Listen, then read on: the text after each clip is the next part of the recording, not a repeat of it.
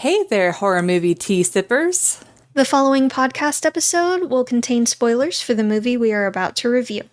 If you have not seen the movie and do not wish to have anything ruined prematurely, please do not continue to watch or listen until you have seen the movie. And welcome to the Horror Movie Tea Podcast.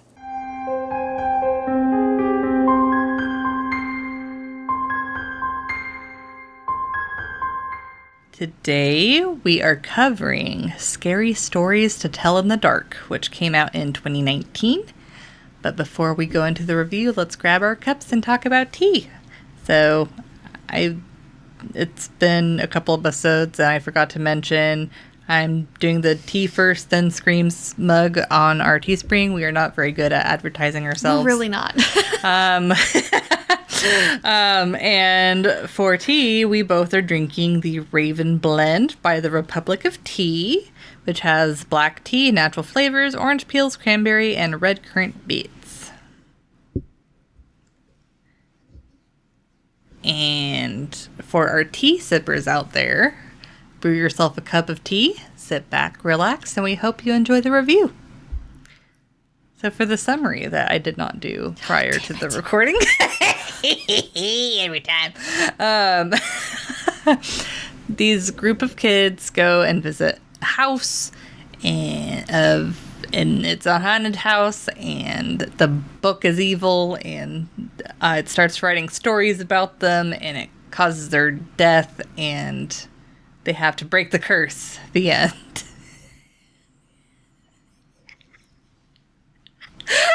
I just feel the disappointment emanating. You're not allowed to wing the summaries anymore. Why not? No more. I think it's a perfectly acceptable summary. No. I don't know what you're talking about. Oh my god. So for entertainment, so this is the second time I've watched this movie. And I gotta say, stop looking at me. Apocalypse Mom is disappointed. I gotta say, this movie came out the same year as it, Chapter 2, and I feel like it tried to take a lot of the things that the first It movie did. And it's just weird because, like, this, this is based off of scary stories that we grew up with as kids. And they were kid scary movies. And it's like,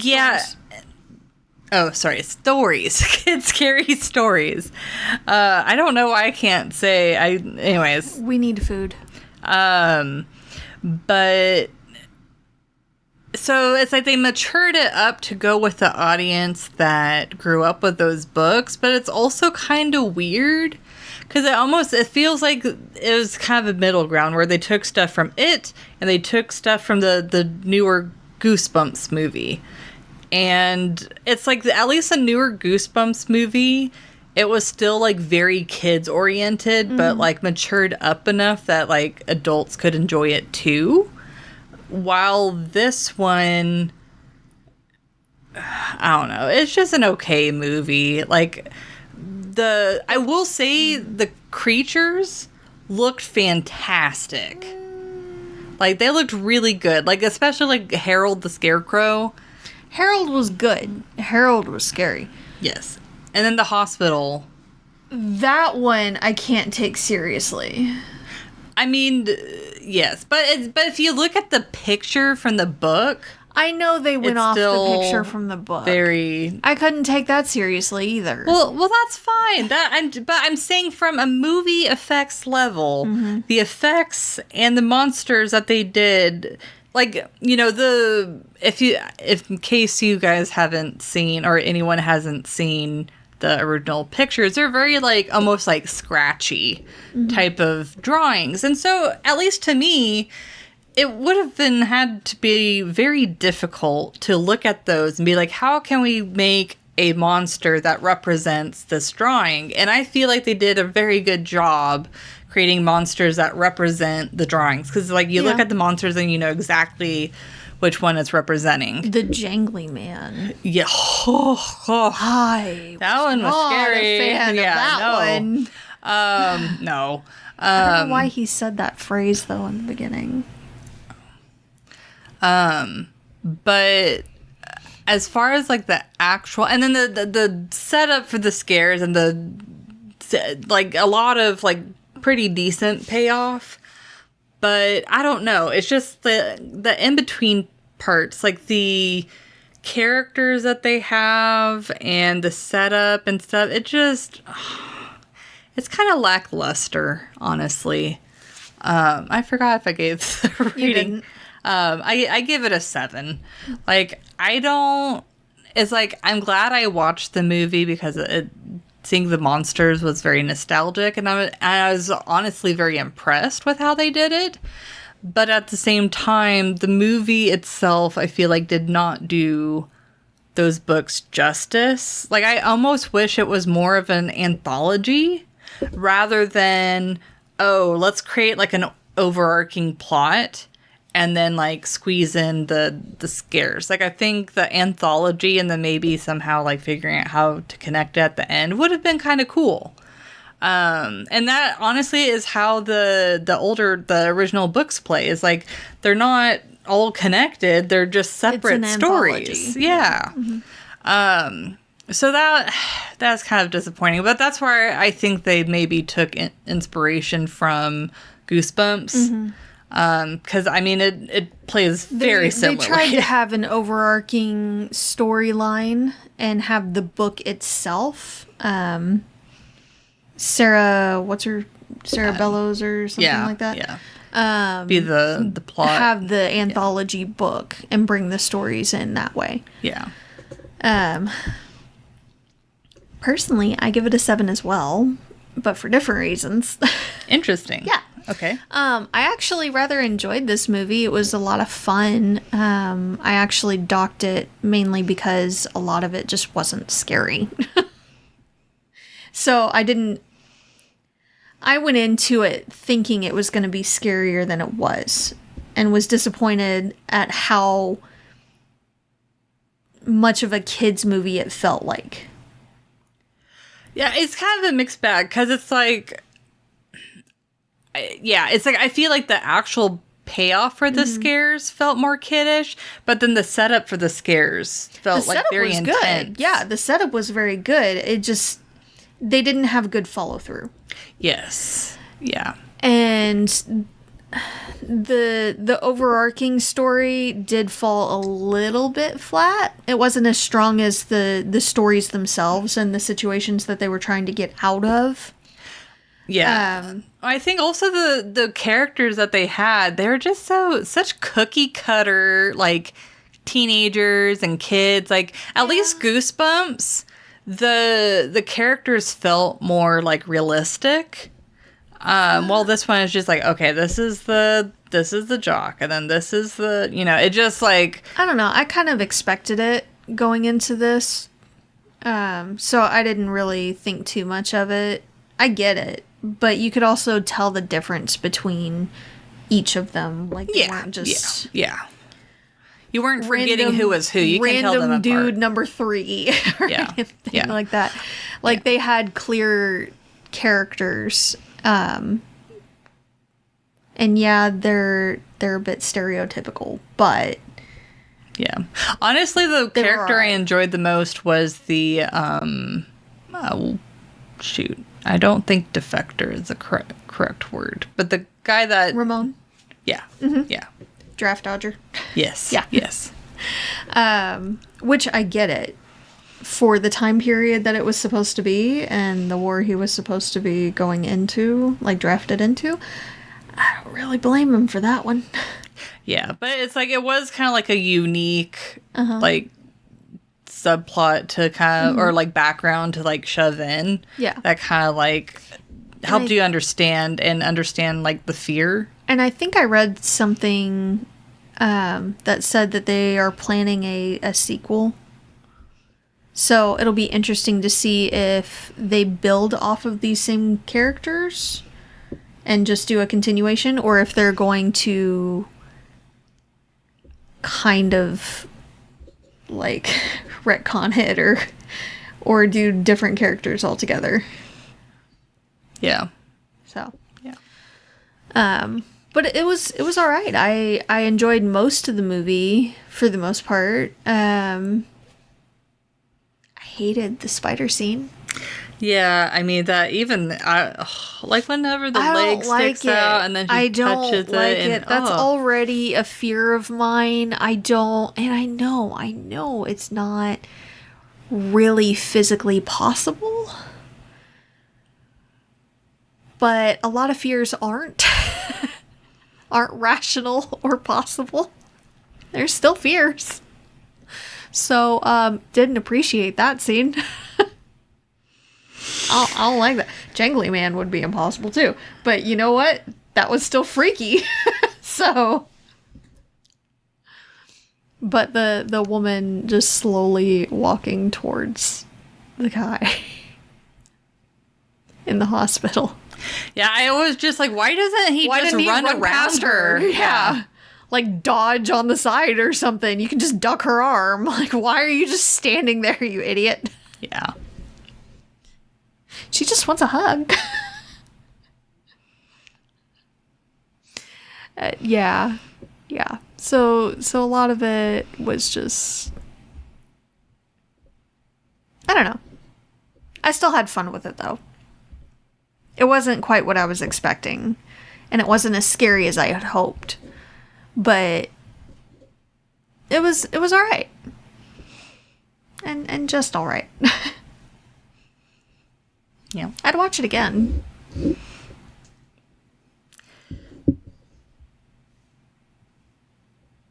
Yeah, I mean, it's like, yeah. But realism. So, because, I mean, so I gave it a 1.5 for realism. So my two rationales is, first, the characters reacting to the scares. Like, you know, the guy standing there in the hospital and then just being absorbed. Yeah. Like, he didn't even try. Yeah. He ran down a couple of hallways and that was it. Yeah.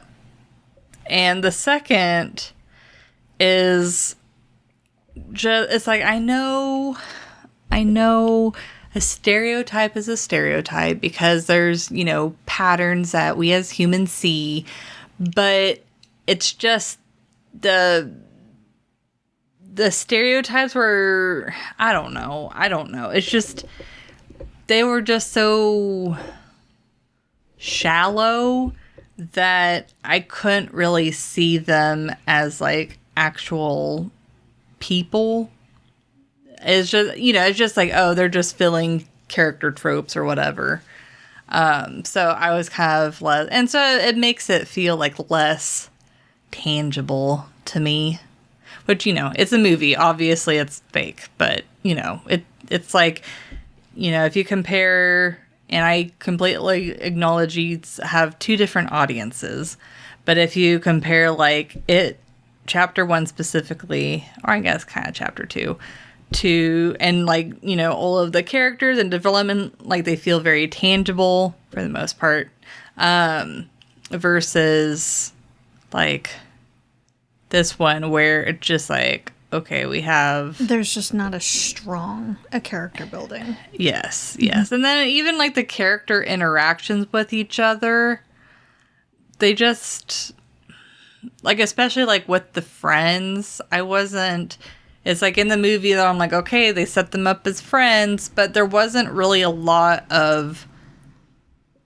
close moments where I was like, okay, they're like really good friends. And it felt like the main girl and Augie were closer than the main girl and, damn it, whatever his name is that gets got in the hospital. Yeah. So it's kind of a mixed bag. Yeah. I gave it a 2. Because I thought most of their interactions were alright. And I did give them a little bit because, for once, the police weren't completely stupid. or useless. They were actually investigating the disappearances. Yeah, which you don't see that a lot in those types of movies. And they were questioning them and all, and they were trying to do their due diligence. Of course, they're not gonna believe the kids at first when they're telling them that it's happening because of a book. That's fairly accurate. And he didn't believe until it actually started happening in the police station. And then he got. It's all a small town, so I can see them only having like one person at the station at night. Yeah. And she didn't call her dad and ask for him to pick her up, so of course she's gonna stay the night and all. They didn't have much to hold her on, but they can be held for a certain amount of time anyway. So, and the other guy was gonna stay anyway because he got caught dodging the draft. So that made sense. The sister going to a mental institution after the spider incidents. Fair. Fair.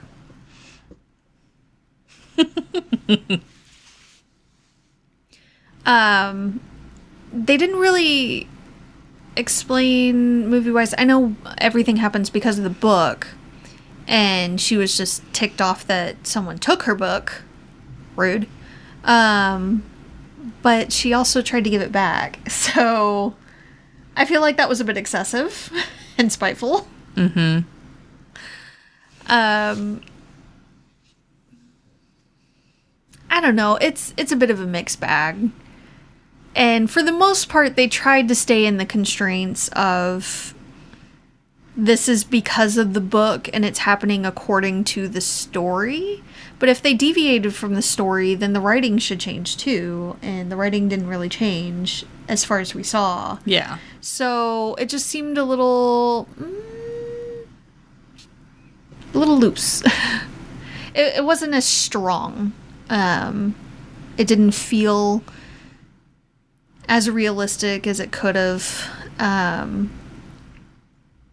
that hospital scene, I can't.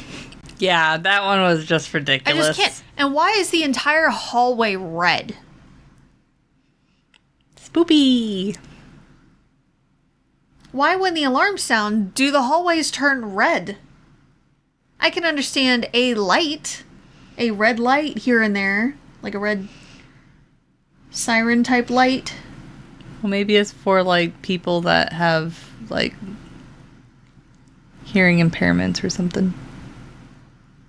Maybe, but I feel like, again, one red light circling around would kind of do the same thing. Like, you don't necessarily need the entire hallway, every hallway, to be red. Well, and it's like... They also called it the Red Room, and it was the Red Hallway. Yeah, yeah. Just saying. I don't know. It was... Not a whole lot of it was very believable. Fun movie. I enjoyed it once I stopped taking it seriously, but not great.